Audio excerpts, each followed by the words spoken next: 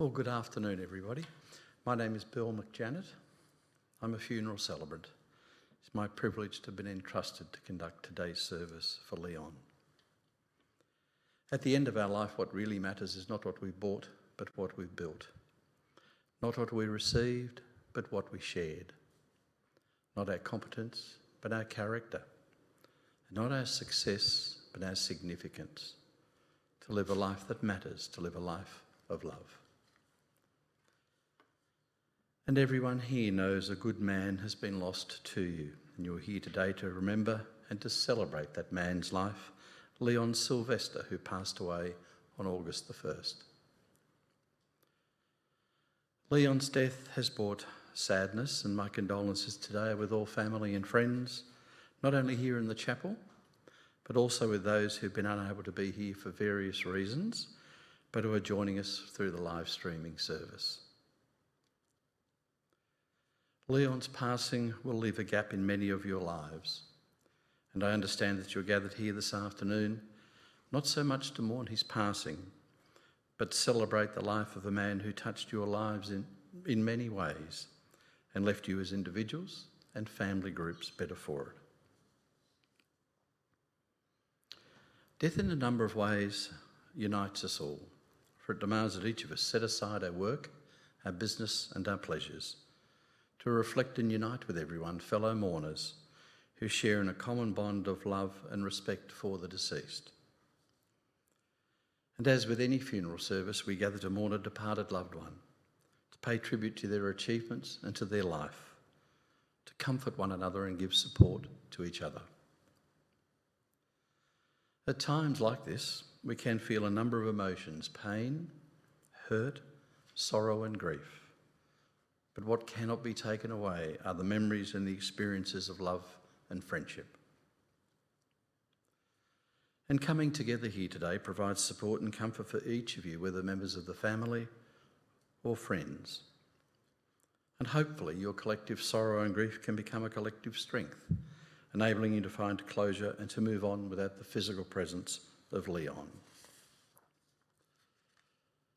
And I'm sure that he would not want you to grieve for too long in hurt or pain, but instead think of the joy and the friendship that he has given, that he has received, and that he shared. And when I sat with Margaret and Kerry, they said that Leon will be remembered in different ways by different people. But by the family as a man who in his younger days loved nothing more than being on the water, sailing, was a very good and competitive cricketer, was an extremely keen photographer, and a man who took great enjoyment in making things out of wood, as well as having a good sense of humour. And those thoughts that were shared with me, combined with your own individual memories, and with what Margaret and Anne will recall, and what I will read on behalf of Deborah and Shelley, acknowledges that Leon will be sadly missed by everyone who knew and who loved him. And I'd now like to invite Margaret forward to speak.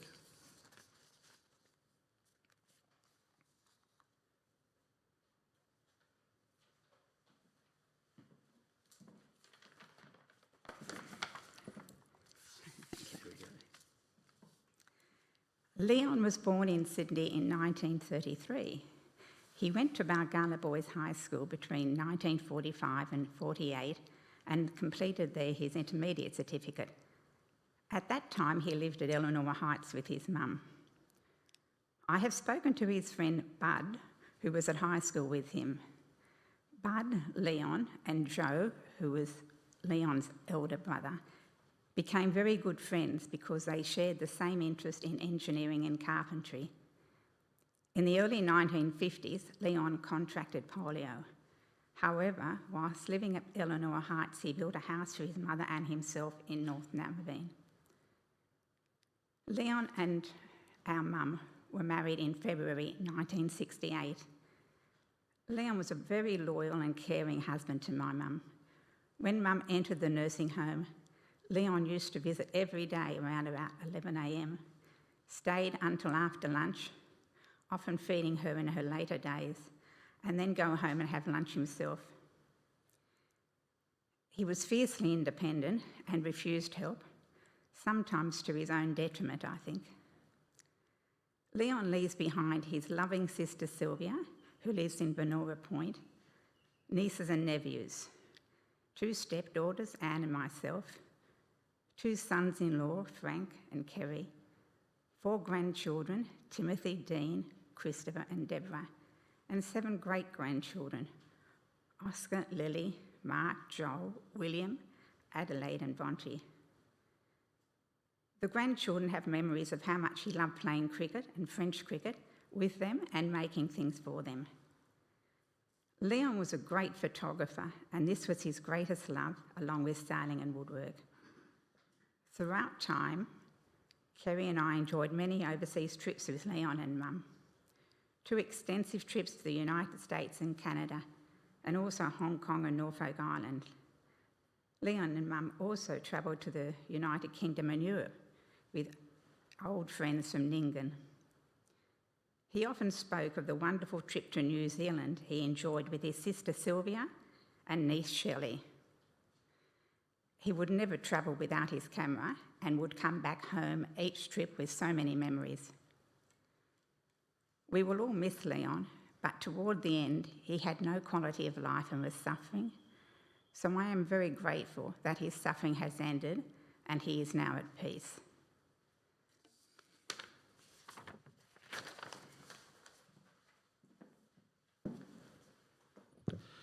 Thank you very much, Margaret.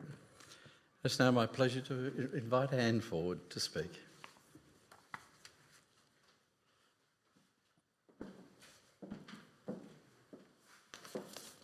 Firstly, I would like to thank the people in the chapel who have come today, Janice, Tom, Tony, and our very lovely cousin, David. And we also welcome those who are streaming the service today and hope that you feel part of it in a very real way. Such are the times of COVID, and we have no other choice.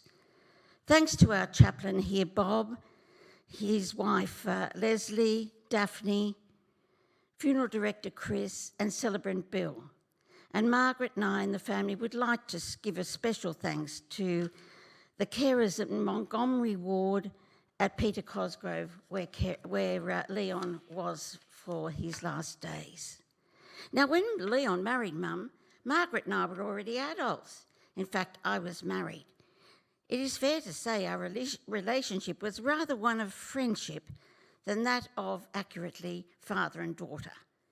However, when we had children, Leon became a devoted and much-loved grandfather to our children, who had, of course, known another grandfather. And as I was sitting there, I thought, I must add to this a de facto grandfather also to our cousins Robin and Elizabeth. Tim and Dean, they're my children. Both can't be here today due to COVID and distance. Tim now lives in Germany and Dean resides at Mount Hotham. Remember the wonderful things he did for them. Leon loved mucking around with wood. And in his role as amateur carpenter, he made toboggans, skateboard ramps, etc., etc. I really think it might be fair to say he enjoyed doing these things more than the children, as he could escape to his man shed and avoid Mum's orders. Leon had contracted polio as a young man and as a consequence had no strength at all in his right leg. But this didn't stop him from playing cricket with the children, at the same time teaching them not to cheat and to be fair, not easy. When he and Mum bought a holiday property at Lake Macquarie, he also took the children sailing and tried to teach them to sail with varying results. Now, it would be fair to say that Leon had lots of ideas in his head, and unfortunately sometimes he decided to make these ideas into real things. I'm sure you've all witnessed his garage, and it was not uncommon to visit and find such bizarre inventions as clothes dryers that came down from the ceiling, chair additions, we were never persuaded actually improve the comfort of the chair, pointers and devices that would turn things on and off from a distance, all wielded from his modified chair with various degrees of success. His imagination knew no bounds. How Mum put up with this collection of strange devices in her house, I have no idea. She was very long-suffering. Many times we'd say, pardon me, I know I'm in a church, but we'd say, what in the hell is that? Only to be scathingly told whatever it was. Now, Leon had also very strong ideas and beliefs, and you would be foolhardy to disagree with him at certain times. In fact, sometimes it was at your peril. He had special wariness and contempt at times for women and was suspicious of education.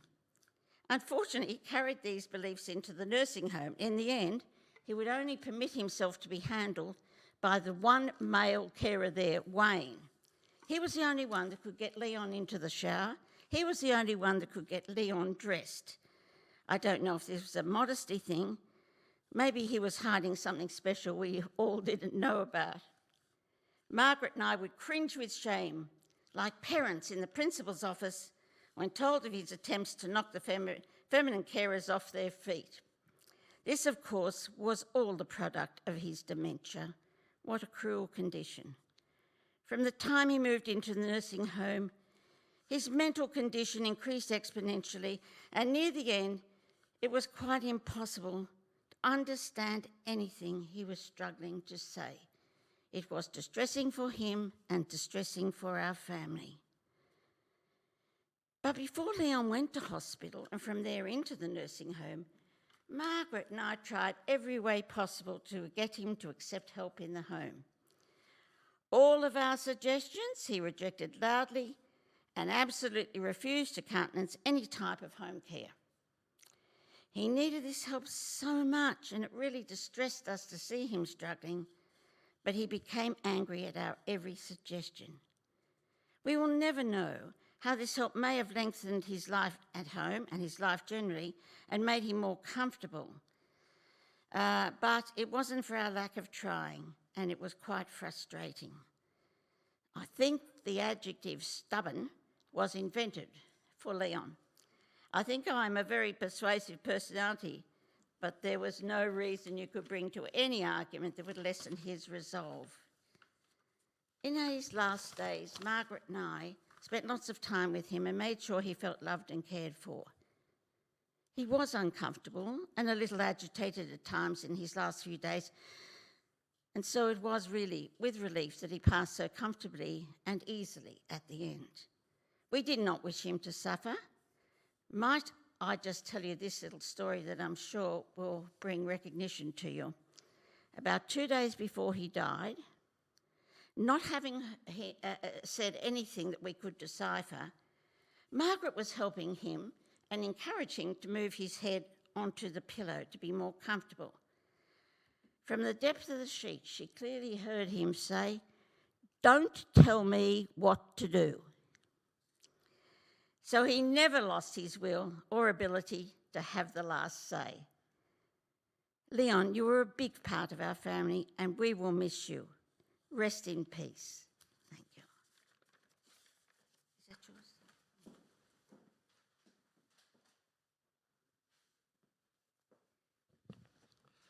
Thank you very much, Anne. And it's now my pleasure to read a tribute that's been written by Deborah, Leon's granddaughter, who resides in San Francisco. A note to you, Pa. As a young kid, I truly felt that you were my favourite grown-up. You taught me how to play cricket in your front yard. You taught me how to sail and catch fish when we visited the lake. You were very proud of your boat skills, although there was that one time the motor fell off the back of the dinghy we were both in, and we had to row back to shore with you working extra hard not to show me you were furious. We laughed all the way back. I used to fake headaches around the same age so that I didn't have to go to school, because I knew Mum would allow me to spend the day in the back of your curtain shop in Harbord. For me, it was another opportunity to hang out with you. We shared a mutual love of classical music, England, photography, and most importantly, dogs. I remember I was so excited to be asked by you to come and choose Tash the Corgi out of a bunch of litter. We both agreed to get the pup with the spot on her nose. That dog used to bite me all the time, but I didn't care. My love for dogs began with her, Tasha. You were always in my corner, Pa, and I was always in yours. I felt there was an unspoken bond that never went away, even when I moved to the States. One of my favourite memories is the fact that every single time we greeted each other, you would say, "Darling Deb, you know you are my favourite granddaughter," to which I would always respond, "Pa, I'm your only granddaughter." We both would laugh. Every time, it never got old. Thank you for giving me nothing but joy and unconditional love and support.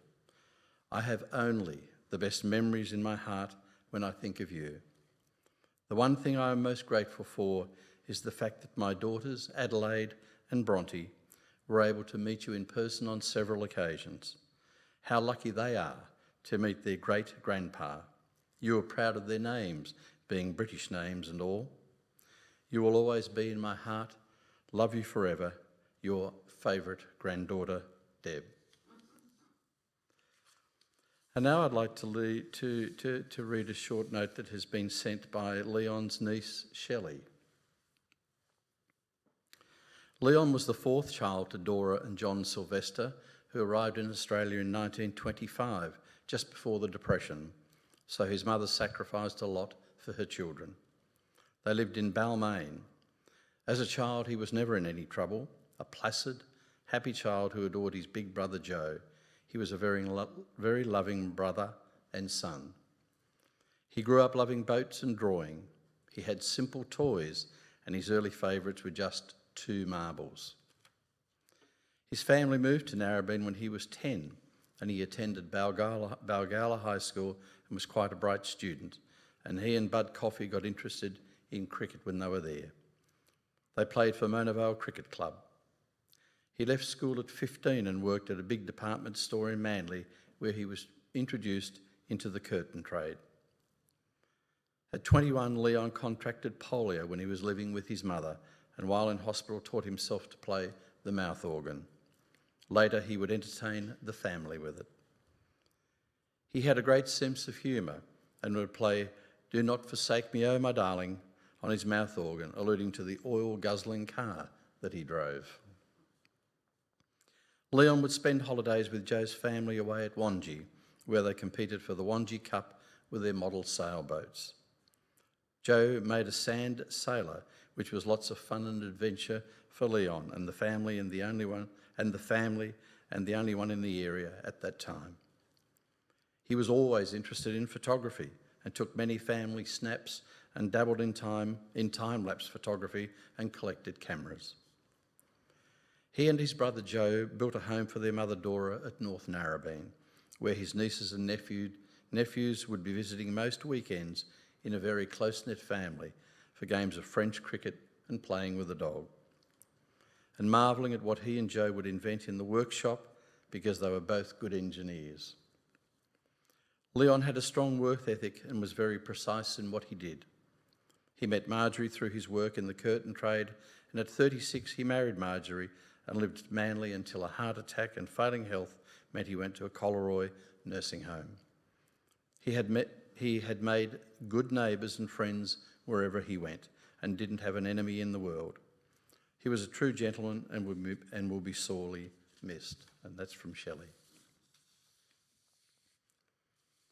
And of course, Leon's memories can't be placed on a headstone or a plaque. They will be cherished within the heart. I encourage you all to take the next few moments to reflect on the memories that you have as you listen to the next piece of music that has been chosen to be played.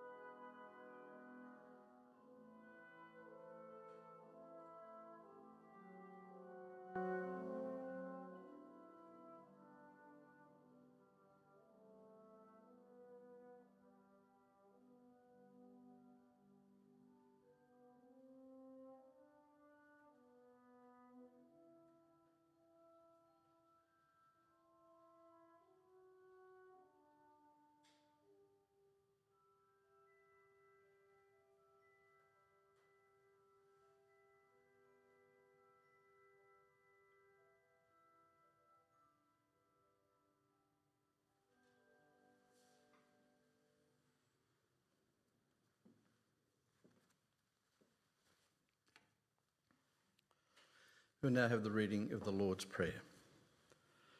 Our Father, who art in heaven, hallowed be thy name. Thy kingdom come, thy will be done on earth as it is in heaven. Give us this day our daily bread, and forgive us our trespasses, as we forgive those who trespass against us. And lead us not into temptation, but deliver us from evil. Amen.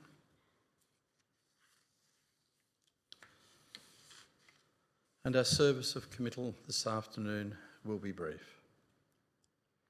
We now say our final farewell to Leon Sylvester, in sorrow at his death, but in gratitude of his life and the special privilege of sharing in it. We now commit his body to be cremated. We are glad that Leon lived. We are glad that we saw his face and felt his presence in our lives and cherish the memory of his family life. We farewell you, Leon, with love and care, acknowledging your journey through life, complete with all its, with its joy, realities and happiness. May you rest in peace. And to everybody here today and to those watching, I'm sure you will all have fond memories of Leon, and may you find strength in your support for one another. And this does conclude our service this afternoon, and once again I thank you all for attending and those who joined us through the live stream. Thank you. Thank you.